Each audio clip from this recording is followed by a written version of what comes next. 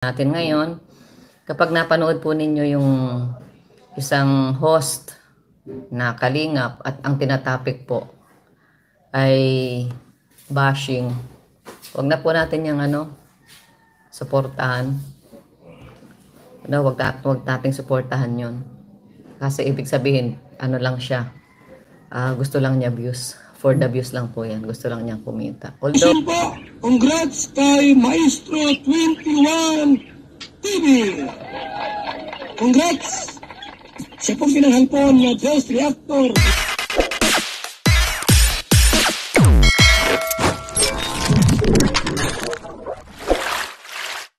Okay, mga kalingap, isang mapagpalang umaga, tanghali, gabi po sa inyo lahat.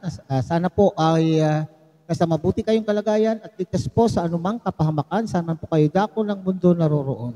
Ako po muli ang inyong likod, Maestro 21 TV, at sa ating video ngayong araw na ito ay panibagong reaction na naman po ang ating pong gagawin at ito nga po ay tungkol po sa pakiusap bang matatawag or panawagan po ni Ate Edna sa mga viewers at babala na rin po ni Ate Edna sa ating mga kasamahang mga kalingap reactors. Maging ito man po ay Karepa, maging ito man po ay Bios, maging ano man po ay at mga iba pang pong mga kalingap reactors. Okay? So yan ang ating paksa ngayong umaga o ngayong araw na ito.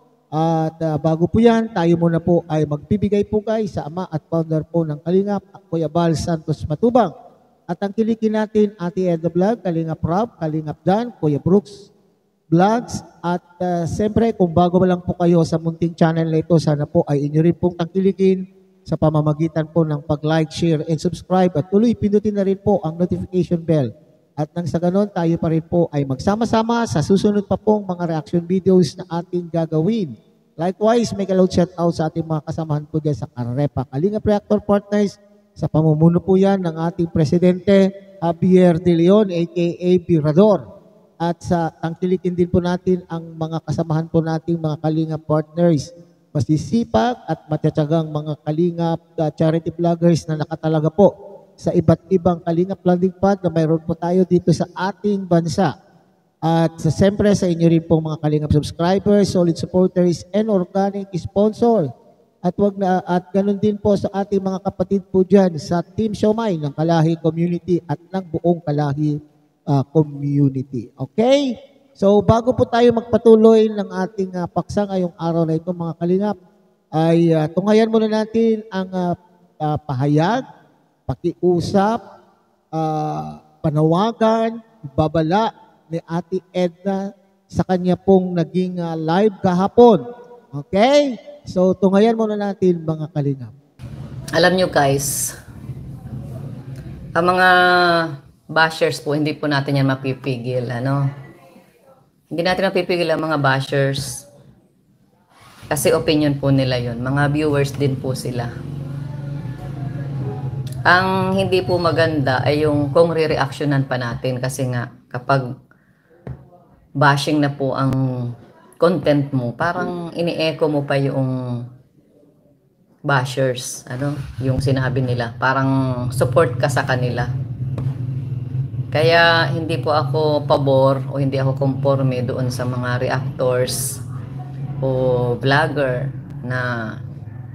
sa mga reactors na nire-reactionan pa yung mga bashing. Yan, katulad nga po ng mga tinatopic ni Sir July Paunil. Yan, tama po yan. Para sa kanya, dapat hindi na nire-reactionan. Kasi nga, pang babash yun. Parang ikaw na yung mouthpiece nila. Kapag nire-reactionan mo pa yung mga bashing, parang ikaw na rin yung nang babas. Diba? Kaya alam na po natin kapag ang reactor sa mga viewers po natin sa 375 na live viewers natin ngayon, kapag napanood po ninyo yung isang host na kalingap at ang tinatopic po ay bashing, wag na po natin yung suportahan. Wag nating suportahan yon. Kasi ibig sabihin, lang siya. Gusto lang niya views. For the views lang po yan. Gusto lang niyang kumita. Although, given na po yan. Once na meron kang YouTube channel at ikaw po ay nasa social media, ang purpose mo talaga niyan ay syempre maliban sa maging good influencer ka, ang purpose mo ay kumita ka at the same time kumikita ka. Ngayon kung ang kino-content mo ay yung mga mga negative, mga bashing, mali na 'yon. Lalo na kung ang binabas po ay si Kuya Bal, Kalinga, Prab. Iba na po 'yun. Baka unaware ka. Isang isang indication niya na ikaw ay hindi solid kalingap. 'Di ba? Kaya guys, ito tip ko sa inyo, kapag ang reactor ay nagtatapik po ng mga bashing, hindi po yan pure kalingap. Ano lang yan, nandito sa kalingap para kumita. Kaya wag niyo suportahan yan guys. Kahit pa sikat, kahit pa tawag dito, yung ang salita niya akala mo ay intense na pagsuporta. Pero hindi guys, sa likod niyan, ang gusto po niyan talaga, views. Ganon din po yung mga vlogger, partners na nagla-live. Tapos ang topic ay ganon. Yung nababash, nang babas sa Tapos di man lang nila sinasaway yung mga bashers, lalo na kung binabas ay nababas na si Kalinga Prab, si Kuya Bal, o kaya yung mga angels. Yan, hindi po yan mga solid talaga. Okay, so yan mga Kalinga pa. Okay, ito daw pong pag-usap po ni Ate Edna sa ating mga Kalingap, lalo na po itong mga solid Kalingap supporters na sana ay wag na pong suportahan. Wag nang suportahan po ang mga Kalingap reactors na nagko-content po ng negative, o itong mga tao nagko-content ng mga bashing, itong mga pinapatulan po ang mga viewers, viewers na nagkukomento sa mga iba't ibang video upload o kaya naman po ay live ng ating mga reactors. Alam niyo mga kaibigan, ang buzzer ay buzzer na po yan. Viewers din po sila ngayon. Siguro kung mayroon man po silang negatibong maikokomento kung ano po ang nasabi nating opinion, sa kanila po yon. We are all entitled to our own opinion. Ang bawat isa po ay mayroon kanya-kanyang opinion. Itong sinasabi ko rito, we should not be expecting. Yung lahat ng sinasabi natin sa ating mga upload videos o kaya mga live natin ng mga opinion, komento, kuro-kuro o reaction ay hindi natin ini-expect na lahat po ay maniniwala po sa atin at mayroon po talagang hindi sasang-ayon sa ating sinasabi. Okay? So, kung mayroon po tayo sanang nababasa na mayroon man tayo nababasa na mga komento na hindi sumasang-ayon sa ating pananaw, siguro mga Kalingap ay we should be taking this na bird's eye view or eye-opener, bird's eye view, an eye-opener. Take it na talagang for our own improvement. Okay? I-consider po natin ito, mga Kalingap, yung kanila pong opinion at baka mamaya po ay may punto naman po sila. Di po ba? Ngayon, kung talagang pananindigan po natin ang ating pong opinion, walang problema. Pero ito po yung pakiusap po ni Ate Edna sa ating lahat na sana ay huwag nang i-content. Alam nyo kung bakit? Ang sabi po nga niya diyan, ang buzzer ay viewer din po yan. Mayroon po silang sariling opinion. At sana huwag na lang pong patulan o i-content. Kasi kung i-content po natin ay maaaring dadami pa. Okay, maaring itong mga buzzer na ito ay kung lalo na kung may mga grupo ay sila po ay makakakumbinsi pa po ng ibang mga kasamahan po nila na paniwalaan din yung kanila pong opinion. Okay, lalo na nga daw po kung ang binabas po ay ang buong Kalingap at ang Kaling at Kuya Bal Santos Matubang at Kalingap Rab, sana ay wag na para hindi tumigil po yung pambabas. Kasi kung habang pinapatulan po natin ang mga ganitong uri po ng tao, ay talagang ipipilit din po nila yung kanila pong opinion, hindi po ba? Okay, alam po naman po ninyo na kapag tayo po ay hindi na pagbibigyan sa ating opinion, kapag nasaktan po yan, lalo po silang magiging marahas. Lalo po silang maging marahas. At sabi ko nga kanina, baka makaingganyo pa sila ng iba pang tao na magiging kasamahan po nila sa pambabas. So kung hindi mo yan papatulan, pabayaan mo lang, it will die ano tawag yan?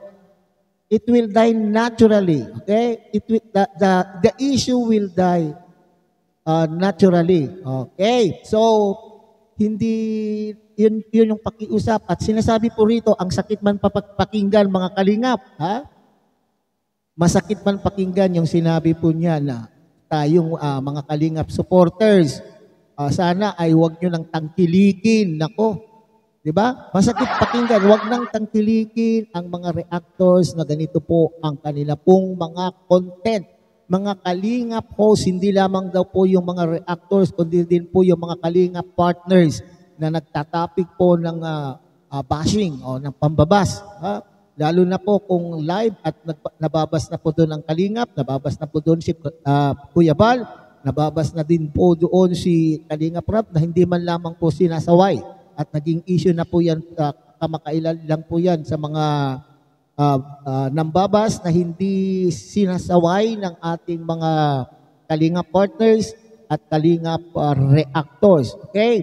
Masakit, sabi ko nga, na pakinggan na nananawagan po si Ate Edna na huwag nang tangkilikin ang mga ganitong uri ng reactors na nagko-content at ininilagay pa, tinatamnail pa mismo mga kalingap ha. Sorry sa ating mga kasamahan na nagtatamnail ng negative comments ng ating mga viewers.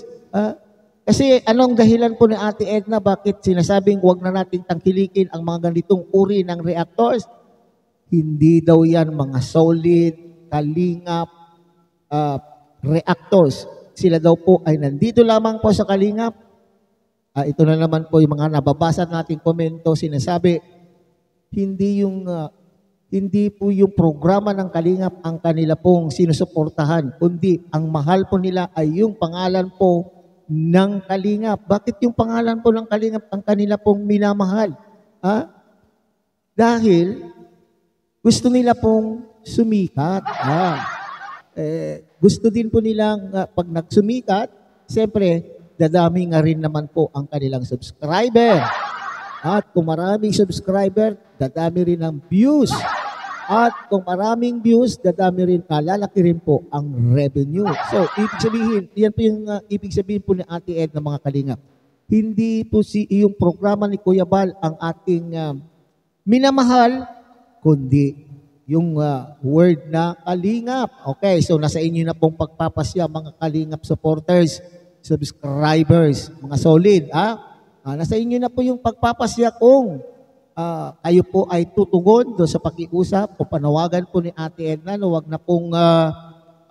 na pong tangkilikin ang mga ganitong mga reactors. Okay, nasa inyo, bagamat nakikiusap siya pero nasa sa inyo pa rin po ang freedom para tumugon doon sa kanya pong panawagan. Okay? So hanggang dito na lamang po tayo mga kalingap. Muli, nakilikin po natin Kuya Bal Santos Matubang, Ate Edna Vlog, Kalingap Rab, Kalingap Dan, Kuya Brooks Vlogs.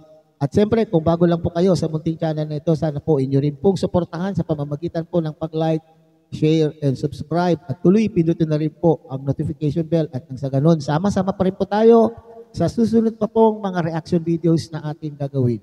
Muli, isang mapagpalang umaga, tanghali, gabi po sa inyo lahat. Mabuhay po kayo at God bless everyone.